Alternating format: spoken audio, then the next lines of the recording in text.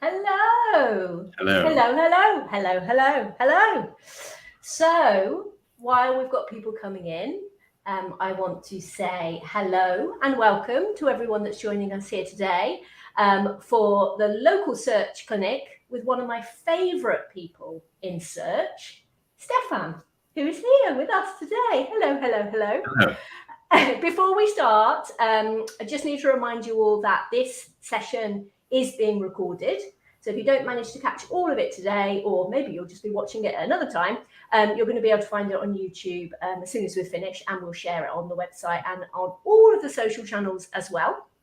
And then don't forget that when this is finished, if you want to join and continue the conversation, then don't forget to go over to the Facebook group, The Local Pack, which is a place for local marketers to ask questions and answer questions and to connect with other people who like doing local SEO, because there are quite a few of those people amongst our friends and colleagues. So a big hello and welcome to Stefan. Hello. Hi. I am going to ask you to introduce yourself to all of our lovely watchers, if you will, please. Sure. My name is Stefan Somborac. I'm based in Canada near Toronto. I have a small agency here called Marketing Metrology, where I work with some clients, small businesses, on local search. I do most of my work with Ben Fisher and his team over at Steady Demand, where I'm involved day to day with issues around Google business profiles largely. So a lot of troubleshooting, setting up profiles, diagnosing problems, fixing things, trying to get the most out of business profiles. So I spend, the crux of my day is working with business profiles that are in some sort of trouble. That keeps me very busy. Yeah, so I will say one of the things that I really like about it and the nature of this work is I get to work with small businesses. And the work that I do can really have a significant impact on the results that they get. And being able to do this kind of work and have a positive impact on a small business is really rewarding for me. So that's what I like about it the most. Thank you. So Stefan, this is the first time that we have done a webinar together. I hope we'll meet one day in real life, but I just wanted to say thank you for all of the help that you give in the Google community, because the first time I started reading your tweets and other things like that, and then I remember I asked for some help in the Google help community, and you answered and you helped me, and you said something like, "Thank you for your question, Claire. That's really, I like the way you put all the information together." And I just thought that you were wonderfully dry and very, very clever. So thank you very much for agreeing to join us today, because I know that it is a super chance for all, or for everyone to benefit from your, very deep knowledge. So thank you very much. So don't forget to pop your questions into the chat, and then Jenny will bring them up. But the way we're going to kick off today's session is some questions that I have and some questions that we often get asked within the local pack. So we're going to bring those up. And then just a reminder to write your questions in if you're joining us here live, so we can answer those. So Jenny is going to put the questions up, and I am going to pose them to you. Okay, this has come up a bit recently. There's been so many bugs and suspension. Well, your life must be full of bugs and suspensions, to be fair. Yeah. But thinking about businesses that are about to set up their listing for the first time, what would you recommend are the ways that they should go ahead and do that to make sure that they've done a really, really good, firm foundation? And then if there are problems later down the line, it might be easier for being reinstated because they're not being naughty. Sure. Yeah, it's a good question. It's an important question. And I will just say, Darren Shaw did a really good video about this pretty recently, which I think you can probably find on YouTube. So I would say let's look at the obvious stuff, and then maybe we'll look at the less obvious stuff, because there are some details that are maybe not so apparent on the surface. But the first thing is any profile that you create has to adhere to Google's guidelines. So first and foremost, read that document. The later half of it talks about very specific things that you might not need, like practitioner listings and departments. But the first half of that document, where it talks about the rules for eligible businesses, what the rules are around your address, your name, the URL and phone number that you use. If you're creating a business profile, you have to understand those details. So start with that document. It's not going to take you that long, and it's going to save you a ton of trouble making sure that whatever you do with your profile is compliant out of the gate. So that's where I would start. What's maybe not quite so obvious, I would say one of the things would be the email address that you use.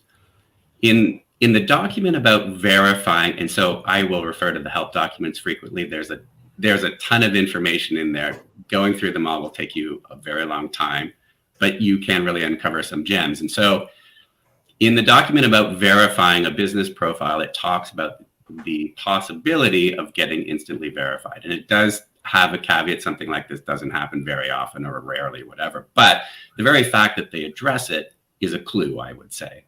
And in that document, it talks about using a domain-based email. So start with that rather than a Gmail account, something on your website domain, and using that email to connect your website to Google Search Console. So get that email address into Google Search Console before going to create that business profile. And one of the things, and so a lot of these ideas about suspension, about verification, about creating a new profile, there are a lot of ideas that tie together. And one of the things that they're trying to do with verification is make sure that whoever is verifying the profile is authorized to do that, is authorized by the business to verify. And that's why we're seeing a lot of video verifications. It's certainly harder to falsify information with those. And by using a domain-based email that's also registered or signed up on Google Search Console, you're showing that sort of authorization right out of the gate. You wouldn't have an email on the domain if you didn't work for the business, and you certainly wouldn't have it connected through Google Search Console if you didn't have that sort of website editing access. So it answers that question right out of the gate. So look at the guidelines, look at the email, that document on verification has a little blurb about that. And then I would say, connecting another idea, Google pulls data from a bunch of different sources. So if you've worked with business profiles, you've probably seen edits that pop up that, Google's recommended an extra phone number or something that, you don't know where it's coming from. It's coming from the internet somewhere. It's probably the source. So Google's scouring the internet looking for information about all the different businesses and adding it automatically to business profiles. And that same idea, using that same sort of algorithm, Google's constantly looking for information about businesses online. And if you have information about your business, it's going to help you set up that business profile a little more easily. So, and Darren talks about this in some detail. Make sure you have a website. Make sure you have the standard hallmarks of any sort of business that, active business. You probably have a Facebook page or a Yelp profile or various citations around the internet. Google's finding that information, and the more information it can find, the more likely it is to trust that your business is a real legitimate business. So lay that groundwork first. If you've got time, it's going to help you. So I will end with this. You don't have to do those things. You can go open a Gmail account right now and go create a business profile and start verifying it. It's just much more likely that that profile is going to get suspended upon verification. It's part of the safety checks as far as I can tell. They don't know that your business exists. You don't have an authorized email address. They just suspend it. And then by reinstating that profile and submitting all the documentation that you have to submit during a reinstatement, you're proving to Google the legitimacy of the business and your authorization to set up that profile. So it can be done. It's just a pain. If you lay some groundwork, you're going to have a whole lot more a lot more luck, creating a business profile. Okay, I love it. Thank you. That was very detailed, and it's just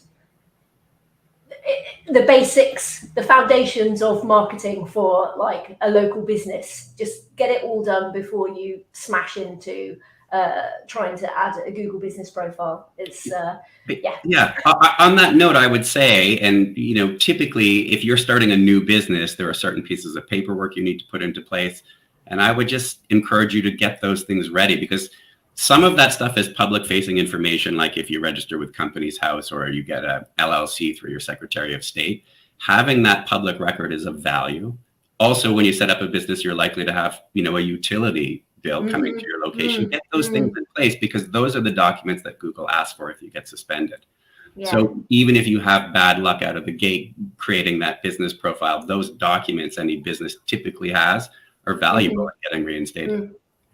Perfect. And maybe just have them stashed away somewhere where you can draw on them quite quickly if you need to. Yeah. Brilliant. Okay, what have we got next? Oh, home-based service businesses are becoming a nightmare to verify. Can an email at the domain be set up and added without it being a Google Workspace account? Yes. There's a help document about creating a Google account. So just search for that. And in there is a section about setting up an account without it being a Gmail account or a Google Workspace account. So a good analogy would be something like Yelp or Facebook. You can go there and create a page using any email address you want. And similarly, you can create a Google account using any email address you want. It's not something we think about because we always think about Gmail or Workspace, but it doesn't have to be. You could use Outlook or anything. And just follow those instructions. There is a link in the process of creating a Google account on the page. It's tucked away and out of sight because they want you to create Google, a Gmail or a Workspace account. But it's doable. You just have to know where to look.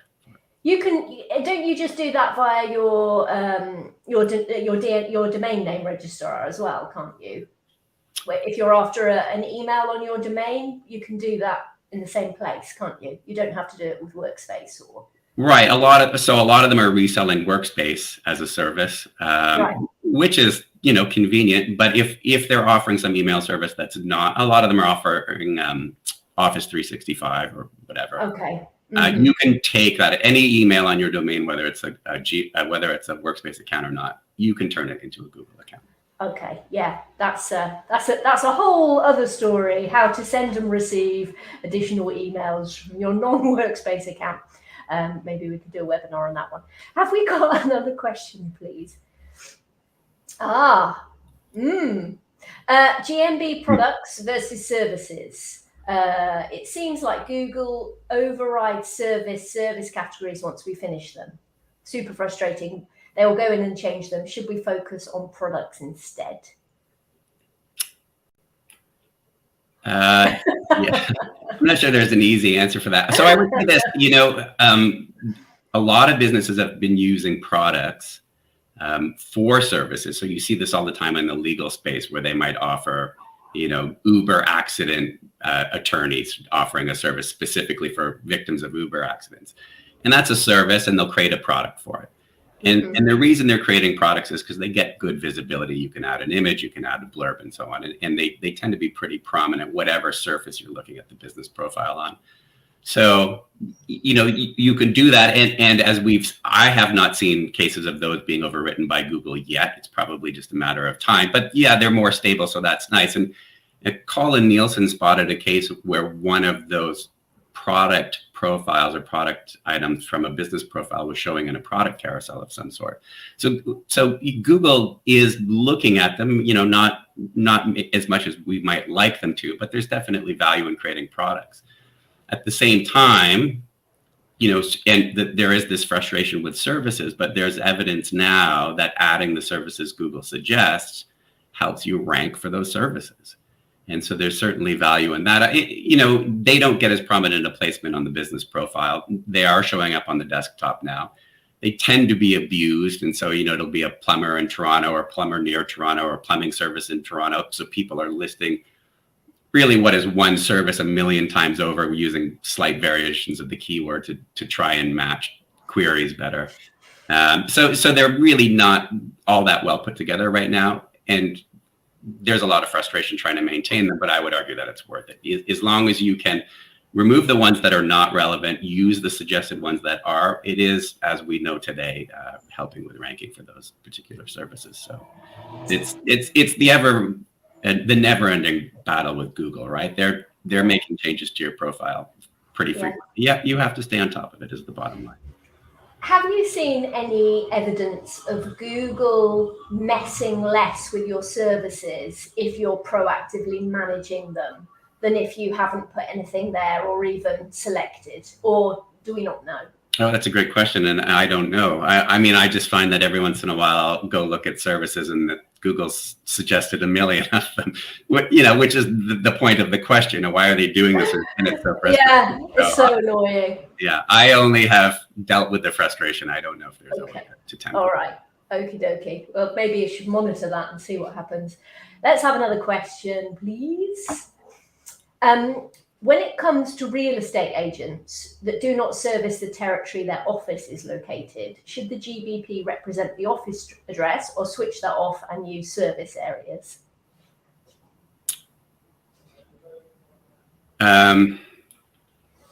Yes. So the way I think about service areas is it's not a decision how you set up your business profile. It's a reflection of how you do business, your business model. If you have a storefront where your clients come and interact with you, which is, any retailer, a bakery, a restaurant, or whatever, you use your address.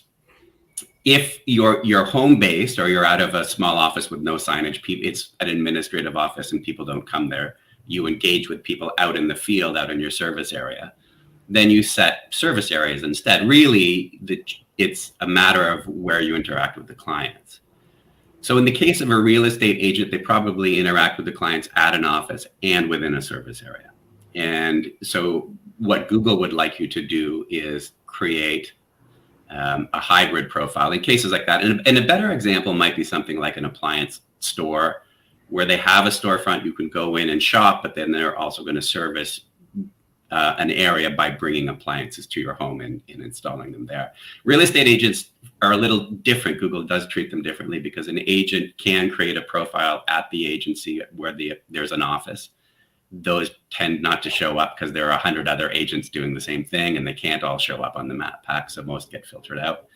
But then as a real estate agent, you can also set up a practitioner listing. So that's just you personally.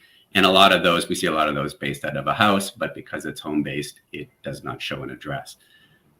The important thing to recognize is where you set your service area doesn't have an impact on where you rank. Every profile has a location, whether it shows it or not. And I think that's an important thing to understand with service area businesses. Google still has some idea, Google is supposed to have an address in the background. That gets lost sometimes. That's what the Kansas bug is all about. But they treat them the same way. They just don't get a map pin. Well, I'll backpedal that a little bit. They probably don't rank as well. There's a lot of debate about that. Yeah. But regardless of how they rank, how well they rank best around the location that Google has pinned in the background, even though it's not displaying. So you can't set up a home-based business in one city and then set your service area to the next city over and expect to rank well there. You won't. You'll rank well around where you set up, which is your home address. So real estate agents, it's really a bit of a specialty. The short answer, which should have happened 5 minutes ago, is you can show your office address if you want. You can also create another business profile that's an SAB for a home-based practitioner listing. I might be misspeaking. I think there might be a third way to create some legitimate profile, but I don't even know because there's such nuance. And there are people who specialize in this area, just business profiles and SEO for real estate agents, because it really is a unique niche, both from an SEO perspective and from the perspective of how Google treats agents and what they're allowed to do with their profiles. They do get exceptions. So we need to ask Matt McGee, is it? Yeah, I think Matt works a lot in this space, and he could answer that question. Most definitely, you can set up a profile at your office, and you can set one up an SAB out of your home. That is for sure. Which does come with its own challenges. For sure. Yeah, brilliant. Thank you very much. What do we have? Will Google Business Profile posts really help with ranking a listing?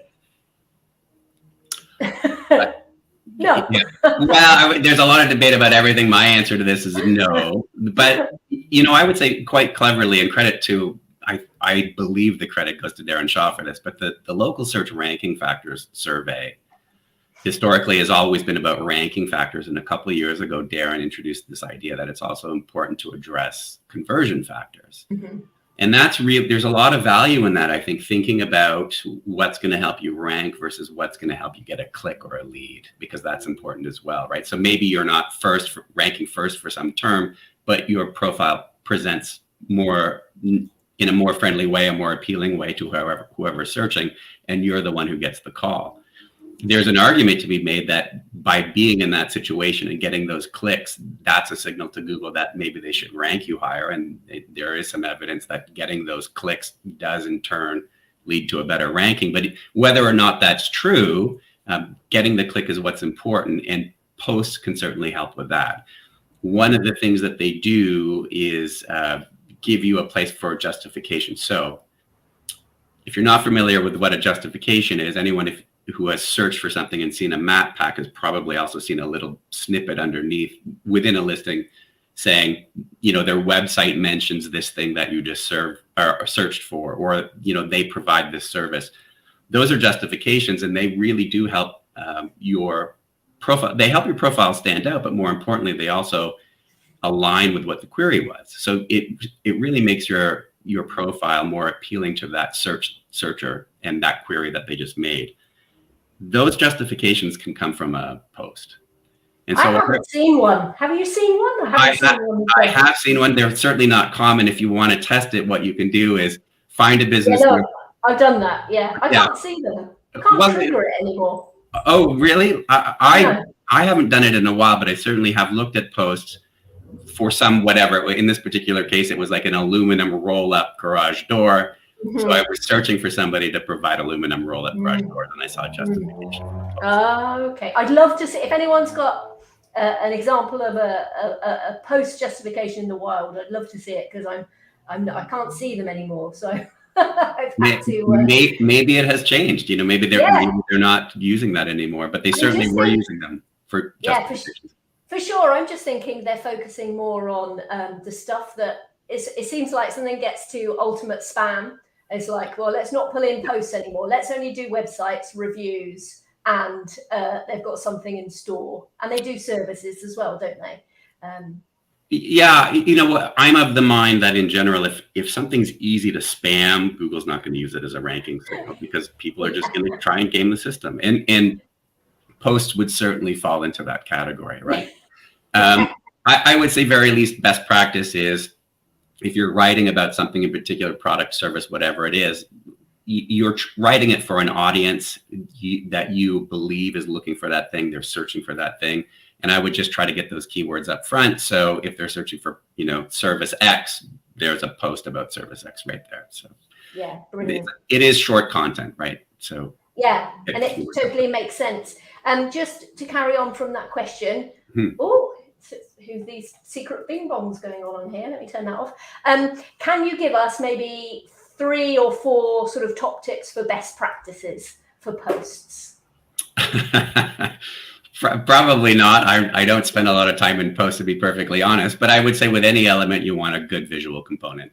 So good photos. Google likes real photos, not stock photos. A suggestion about photos is, a good photo is better than a lousy photo, but a lousy photo is better than no photo at all, probably. Take photos, take lots of photos, and get those into your post. So definitely have a good image, you want to catch an eye, and get the keywords up front. So when people are seeing the truncated text, at least they're seeing the keyword that they just searched for. So they might do more with it. I've read that offer posts tend to get more clicks. They get good positioning in the profile, so they're highly visible. There's something appealing about an offer, right? If you're offering buy one, get one free, 10% off, whatever it is, people like that stuff. That's old marketing, right? People have been clipping coupons for decades or centuries, maybe. So offer posts are good. Good. Fantastic. Thank you very much. What have we got next? How do you get a business category listed that's not shown already by Google? My interpretation of this question is, how do you get them to add a category that doesn't currently exist on business profiles? And if that's right, I would say it's pretty hard to do. Google is driven by metrics and by big numbers, volumes. Mm-hmm. It's a bunch of engineers looking at metrics, and they're going to need to see that there's a big demand for a particular category before they consider adding it to the list of categories. The place to start is in the community forum. So if you go to the business profile community forum and post a request, if you get lucky, a product expert will take a look and maybe suggest it to Google. But ultimately, that's about all you can do. And if there is enough interest, I mean, I would say this: start by providing enough information to say, hey, this is an important category that's missing, and try to show that there would be enough interest and that there would be the volume to justify adding that category. And if a PE then escalates it to the support team, at least somebody's looking at it, but you really can't do much beyond that. Perfect. Good advice. Thank you. What have we got next? Oh, my throat. Hello. Do we have another question? Wow. Car dealerships. This is all unknown to me. Should we set up a Google Business Profile for service, even though both sales and service operate out of the same building? Yeah, I'll tread lightly on this one as well, because they're like with real estate agents, I would say even more so with car dealerships, there are people who this is their niche. There really are some major exceptions for hotels and for car dealerships and maybe some other categories, but car dealerships for sure. Car dealerships get to set up business profiles for departments and brands. And I don't want to say too much because I'm going to say something that's probably not accurate, but I do know you can have a profile for the dealership. You can have a profile for the service department. I think you can have a profile for the various brands that you sell. Dealerships get to set up multiple profiles. I don't know the details on how that's done. That's maybe a Greg Gifford question, or there are other people who really specialize in car dealerships. The short answer, I think, is yes, but maybe talk to somebody who specializes in it, because there are a lot of special rules about it. In fact, I would say for a place to start, Google has a collection of documents all about business profiles for car dealerships. So look that up and start reading through those documents. Yeah, and then you can have a gazillion listings, and that's all good. Brilliant. What's next? Is it a problem to use the same address for two different businesses, such as a fence contractor that does not see customers in the location, but has an office there, and the other business is a dry cleaner that serves customers at this location? Yes, it's not a problem. There are some challenges, but you can certainly do it. So a fundamental rule to think about whenever you're dealing with business profiles is that one business gets one business profile. For most business owners, they only have one business, one location. There are caveats when it comes to multi-location or multi-location service area businesses, but leaving those aside, just thinking about the typical business owner with one business in one location, you get one business profile. You're potentially eligible for one business profile. And in that context, you can have two business owners sharing a space with their independent businesses. What's likely to happen is an algorithm is going to detect that there are two businesses with the same address, and one of them is going to get suspended. And then it becomes your job during the reinstatement process to show to Google that there are in fact two legitimate businesses here. That typically would involve showing that there's unique signage for each one. They don't have to have their own door, which I've heard people say. I have personally helped reinstate a business that was sharing a space. They only had one door, but they had very clear signage. We used a video to illustrate to Google that there were two businesses there, that they had their own signage, that when you walked into the shop, it was a weird combination. One side was menswear, the other side was a locksmith. So it was all doorknobs and locks and so on. And when you went to the back of the shop, there were two point of sale systems, because it was two businesses collecting their individual payments and, operating as fully independent businesses with different categories as well. So don't use it as a trick to try and get two business profiles for your one business. I've seen that with people who sell cell phones, and then they also sell cell phone cases and they want 2 profiles, but it's really, it's one cash register with all receipts going to one bank account. That's one business, so you get one profile.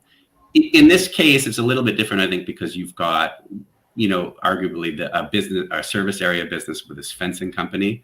So they don't have signage, they don't see customers there. They're not going to show the address. If they're going to show the address, they clearly need signage and independent signage for each one. Short answer, I'm going to skip over the short answer all the time. I'll give you the long winding answers. Yes, it can be done. You can certainly do it. You're probably going to have a bit of trouble getting it set up, and you might occasionally bump into suspensions because the algorithm sees 2 businesses of the same address. So be prepared to show Google that you have 2 businesses there with a video showing the signage, showing the point of sale terminals, LLC records for 2 businesses, etc. Whatever you can do to really show, hey, there are 2 businesses sharing a space. It can be done. Brilliant. Thank you. Thanks very much. Is it okay to use a photo such as a logo, or I think it's of a truck with signage, other than a photo of the business as the main photo? Yeah, the main photo is a tricky one because you can set it in your business profile, but Google isn't necessarily going to use it. And I've seen a lot of merchants wrestle with that before, where you put the effort in to get a nice image and you upload it and you're waiting for it to show up and it never does. You can use whatever you want. It needs to represent the business. Obviously, it should probably be an original image, not a stock photo. Stock photos are not actually permitted. So yeah, you can show a service vehicle if you want. It's possible that Google's going to reject it. But I would say this, in my experience, Google tends to favor a photo of a storefront. So you might as well try and get a nice photo of your shop with your signage nicely lit and so on, and get that up there as the cover image. If you don't have a shop, you're a service area business, try and get a nice photo of your service vehicle with the signage, and that should stick around in my experience. But ultimately, you don't have total control over that. So there are some tricks to tinker with it and try and convince Google to use the image that you're uploading. But maybe that's something, a detail we'll leave out for now. It's a little finicky. Short answer is, we can link to that somewhere, I'm sure. Okay, what is next? Okay, so I have a client who wants to set up the booking feature through their Google business profile, but Google tells me it isn't available for the plumbers category. I have an appointments link set up as well, but it does not show up on their profile. Why can't plumbers or home services have this booking feature? Yeah, that's a good question. Whatever you get on your profile is a function of the categories that you set. A lot of the features that show up make sense for that category. Sometimes you would expect it to show up and it doesn't. And it's a bit of a problem. I do know that there was a hiccup when they migrated from the previous system, what we call the business profile manager, let's call it the old business profile, where you had multiple locations listed. Oh, back in the day. Yeah, right. That familiar interface. When they transitioned to the interface today, I did see a couple of clients who got stung with a bug where before that transition, they had access to their appointments URL and they had put one in place. And then after the transition, they no longer had the option to edit it, even though it still showed on their profile. And the problem that I was seeing is, in this particular case, they wanted to edit that appointment link, and they couldn't because they didn't have access to it. So that might be what's at play here. Some businesses should have access to an appointments URL and no longer do. I would encourage you to take that to the support team and see if you can get help with that.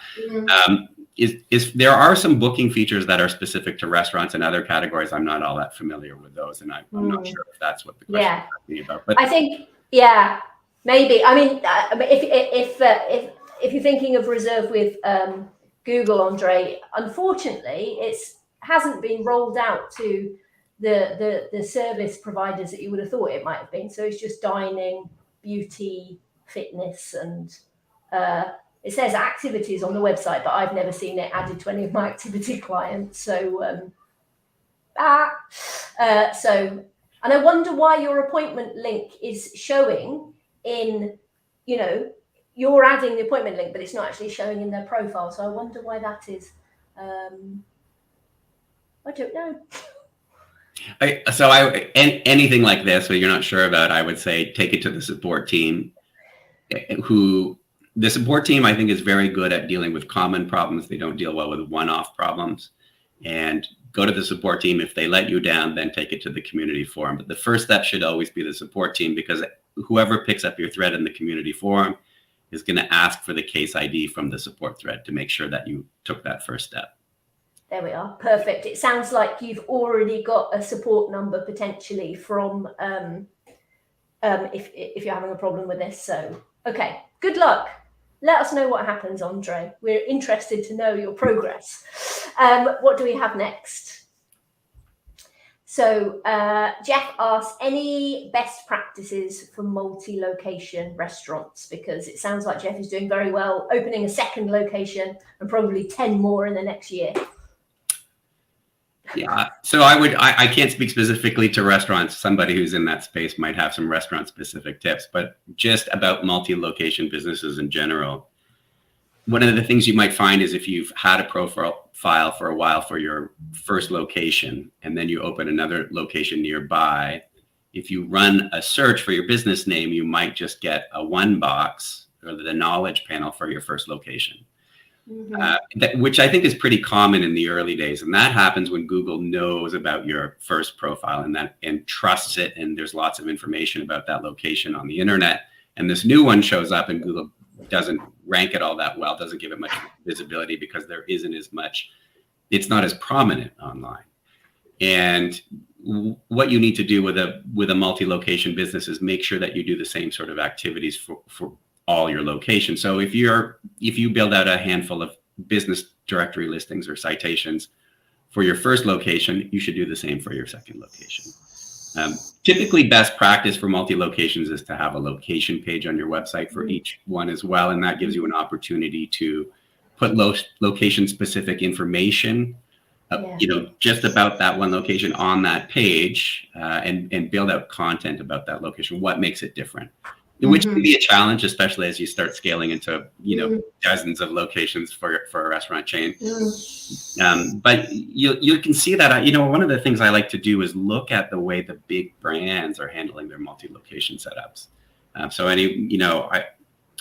tend to look at Home Depot, Starbucks, but I mean, these are places with hundreds, maybe thousands of locations, and they obviously have some good ideas as to how to feed Google good information about those. But right out of the gate, make sure you have at least mention it on your website in the footer. Maybe give it a dedicated page. If you've got 3 or 4 locations, definitely start a page for each one, and make sure that you build the same set of business directories and give it the same attention that you gave the first location, so that Google sees it as a independent, unique, same brand, but I mean like a unique physical space. Brilliant, thank you. What do we have next? Will answering Q&As help with SEO, and is it worthwhile to ask your own questions to then answer? I don't think it's going to help with SEO, but I think it goes to what we talked about earlier with the click-through factors, conversion factors. I see a lot of agencies doing this as sort of best practice when you are optimizing a business profile. Create a mini FAQ there.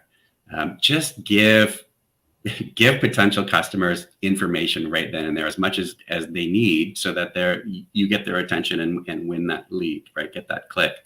So if you find that there are questions people call with frequently, put it on the business profile, and you might answer the question before they even have to call it, which can be helpful for them, which is ultimately what you're trying to do, right? So if you have FAQs, really obvious things that people are asking, put them in there. Ask your own questions and answer your own questions. Beyond that, monitor your questions and make sure you're answering whatever comes in, because if you don't answer it, somebody's going to answer it with a lousy answer. But if the business answers, in my experience, it seems to shut down the people who are there to post lousy answers, right? Because there are bad actors who are just posting garbage, and there are people who post something that's incorrect, and you want to curb those things from showing up on your profile as well. So create your own questions for sure, but with the intent of providing a good user experience. Yeah, and then monitor as well, which is like the reputation management portion of that activity, really. Yeah. Brilliant, thank you. How does this work for someone like a makeup artist who does trials at a home address, but the majority of work is done on location at client homes? Does it have to be a service area?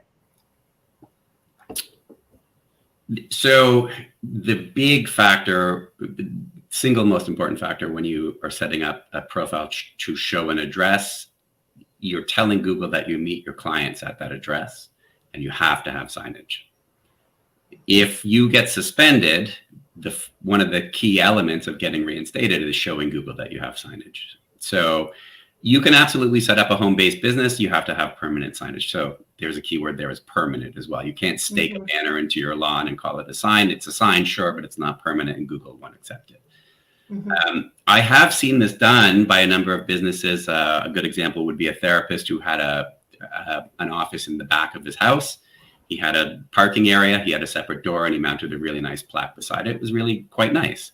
I know certain homeowners associations in some parts of the US aren't going to allow signage, or they're going to have rules about signage. So you have to observe that for sure. But you can see clients at your home as long as you have signage. Okay, brilliant. And don't forget to check your home insurance and that you're covered to run a business out of your address. Okay, thank you very much. How does an auto repair shop show hours for their gas station too? Because they're different hours. Right. There are sets of multiple hours on business profiles. I'm not sure what they are off the top of my head. I do think most of them sort of lean towards the restaurant industry. Things like senior hours or happy hours or whatever. But there is a place where you can put in an alternate set of hours under a certain label. So I would encourage you to look at that. I'm not sure what would apply. Is it not? So this wouldn't, I guess it depends on the actual setup of the business then, doesn't it? Because there could be an argument if there were two cash registers, I would imagine. If you're in the auto repair shop, that's one. Could they not have two listings? Is there a case for that at all? Yeah, there might be. This might be a bit of a fringe case. You know, as far as the hours go, I think one of the examples that's cited by Google in the guidelines is about having an ATM. And that's a pretty common scenario where you have tellers at the bank for certain hours, then you have ATM access with extended hours. So I think that's a pretty common scenario, something that Google has clearly addressed. And this one might be a little bit more unique. Potentially, it could be a department sort of situation, maybe, but I wouldn't want to say for sure. And maybe even eligible for a different profile if you set it up as a different business. If you have a repair shop and a gas station running independently, like you said, two tills offering where the payment's going to different businesses, right? Yeah. So it can't all go into the one business. That's quite a sort of edge case. Yeah, it really is. I think. Yeah. Good luck, Paul. Yeah, sorry, Paul. Go for it, Paul. Tell us what happens. How do I smash my competition because they're being very naughty by the sound of it? They are service area business, but they use a home address which is listed. I follow the rules and I'm not listed, but they don't. It sounds like they've got lots more visibility than Marie. What can she do? Yeah, what's the name of the form? There's a redressal form worth using. So there are some rules about using the redressal form. It's meant for certain types of complaints, but it does give you an opportunity to go to Google and say, hey, here's a business doing something that it shouldn't be doing. So that's where I would start. Anything that fails, whether it's a redressal form submission or a support request, you can always take it to the support community afterwards. That's worth keeping in mind. Brilliant. And okay. Good luck, Marie. What do we have next? What time is it? Oh, we have got 10 more minutes. So if you've got any more, I bet we've just got a million questions anyway. This could go on forever, Stefan. This is going to be a week's worth of questions. Have you got a drink and something to eat? Yes. Laura has got 2 reviews that aren't showing up. What can she do? Well, so I think there are 2 ways to interpret this. If Laura runs a business and her reviews aren't showing up, she should go to the standard support team. Mm-hmm. This was an issue, and for a while the support team wasn't equipped to handle it, but they are now. So you should find that if you report those reviews, if you're the business owner and you can get screenshots of those reviews from the reviewers themselves. Use those when you contact support. Send those screenshots in. That's going to help with your case. But the support team should be able to help with that. If Laura is a Maps user and is saying that her posts don't show up or her reviews aren't showing up on regardless of what business she's reviewing, that's a different issue. There's a different form for that. It's not a well-known one, but I can provide a link, Claire, if you guys want to put that on your Face group book or something. Yes, later. Yes, please. Yeah, but so there. I'm not sure how to interpret the question, but there are 2 different approaches, whether you're the merchant or a Maps user leaving reviews. Okay, brilliant. Thank you very much. It's a long one. Back in December, I tried to get my multi-location business get bulk verified and told we're ineligible for it. We're now sent to this link when we go to add another business profile. Apparently, we've hit the limit of business profiles we can have since we aren't bulk verified, but we're not eligible. What can we do? Yeah, well, you can't bulk verify service area businesses. You have to have a storefront. So if that's the issue, then certainly that statement is correct, that you're ineligible. I would be careful with that language when it comes from Google. Quite often they'll say your profile is ineligible, and what they really mean is you're suspended and you haven't given us enough documentation to get out of suspension. So it's a word I think they throw around loosely, which leads us to believe the profile is ineligible when that's not really the case. If these are service area businesses, that is the case. Otherwise, I would say that as far as I know, I'm pretty sure there's some documentation saying there's no limit to the number of business profiles that you can have. So this seems to me like a communication issue, maybe some language from the support team that is misleading. Okay. I couldn't really say much more than that, but it doesn't sound quite right to me. Maybe take that one to the community, do you think? Yeah, for sure. There you can have a large number of profiles. I was about to say infinite, but that's certainly not right. You can have lots. You're not going to hit a limit on the number of profiles you can have. The bulk verification is certainly, it does have its own set of rules. There's support documentation specifically about that subject. Mm-hmm. And so maybe you are ineligible, especially if you're service area locations, but that might not actually be the right, the information that you got. And if you run into some sort of brick wall, you should take it to the community and get that sorted out, because you shouldn't. Brilliant. And there'll be someone in there that is just like super duper on bulk.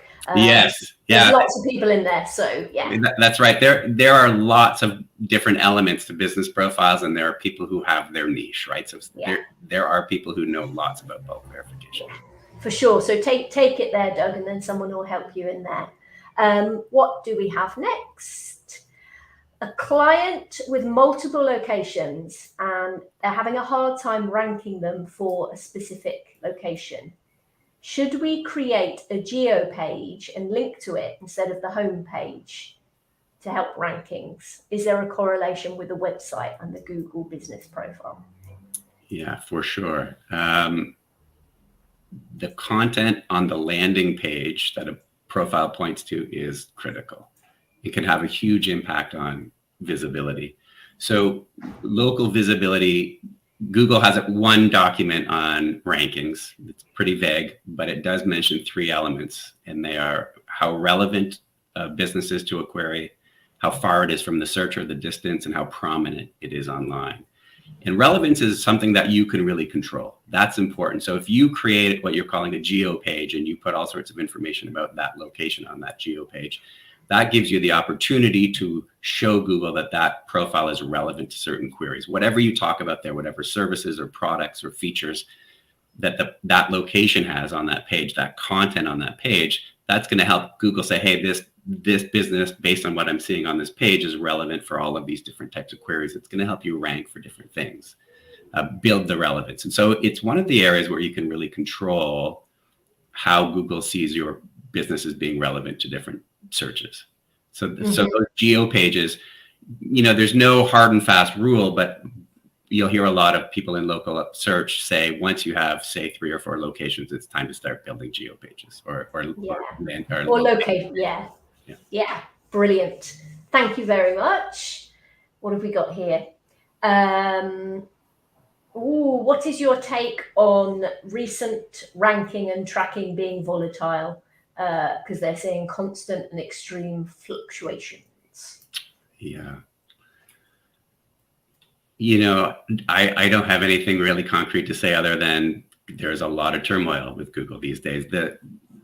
One of the things that I think we're seeing is just changes in the layout of the pages, the content pages, right? Google is experimenting a lot with bringing in images and various types of carousels and video clips and so on. And as they move the pages around, I would imagine that has some impact on how the tools read what they're seeing. You know, not to mention that everything is always changing all the time. So, you know, if you do tests, if you run a search at various times throughout the day and the night, you might see some fluctuation. I think in some cases you'll see some pretty static 3-packs or maps rankings, but in other cases you'll see it move throughout the day, hourly, and their volatility is just part of the equation. So I don't have any firm answers except that maybe this is just it works, you know. Maybe that's just how it is. I mean, it's interesting to think, you know, because rank tracking is one thing, and then also understanding whether the actual actions that the SERPs are driving. So, you know, are your inquiries dropping off, or is the phone not ringing as much? Because like rankings are always going to wiggle around depending on how they're being measured. But are people taking less actions on your listings? Always something to look at. That's a good point, because I would say rankings are sort of they're a proxy. The goal is to drive business, and rankings are a part of that equation, but don't get too hung up on them. What I was mentioning earlier about how they fluctuate throughout the day. I mean, I literally was working on a case with a lawyer where we would test keywords every couple of hours, and the 3-pack would shuffle. It just keeps. You know, it depends on the market, I'm sure. You know, but it's not the same throughout the day. They are not a concrete thing. So maybe Anyway, rank tracking is really super duper useful, but look at the other things as well. I think we have got time maybe for 2 more. Let's see. How do we feel about Bing? Bing, Bing, Bing. I don't know. The short answer is I don't know. All I can say is I filled out Bing profiles before I do it, because there they are, and you might as well. But then I don't pay any attention to what happens on Bing, because if, you know, in any case, anytime I've ever looked at it, it was maybe responsible for 3 to 5% of the traffic coming to a website. You could spend a lot of time trying to optimize for Bing, and you're not going to drive a whole lot more traffic. If you find that you're getting a lot of traffic from Bing, and that might have changed lately with what's happening with AI and how they're incorporating that into the search, if it's starting to drive more business to your site, then you certainly want to understand what happens with Bing profiles and what you can do there. All I can say is it's fairly similar to a business profile in my experience, and you should probably fill it out as best you can, but I've never spent much time on it. Yeah, fill it out, and don't forget to UTM tag it up so you can actually see it. Obviously different to your Google, so you can understand how that's working. Okie dokie. Let's see. Betsy, this is my daughter. Hello. There she is. I think we've got time for one more. Oh, there we are. We've got Ross. Are there any specific local SEO strategies or techniques that are currently effective and recommended? That is a very broad question, isn't it? I don't think I could put an answer to that in a nutshell, but I would say one of the things that I've been seeing is just in a sort of an eye-opening way in the last little while, maybe in the last year or two, is just the impact that good content can make on how you rank for things. So make sure you have good content on your website and you're answering questions. But I mean, SEO is such a big, broad subject. I don't think you can distill it into a 2-minute answer. Well, if we did, you would be the person for the job, I think, Stefan, to answer that. Thank you so much. Thank you. It's like you can tell that you've had a really good webinar when you spent your time jotting down. That's great. Yeah, obviously it's notes again. We'll file those away somewhere. For sure.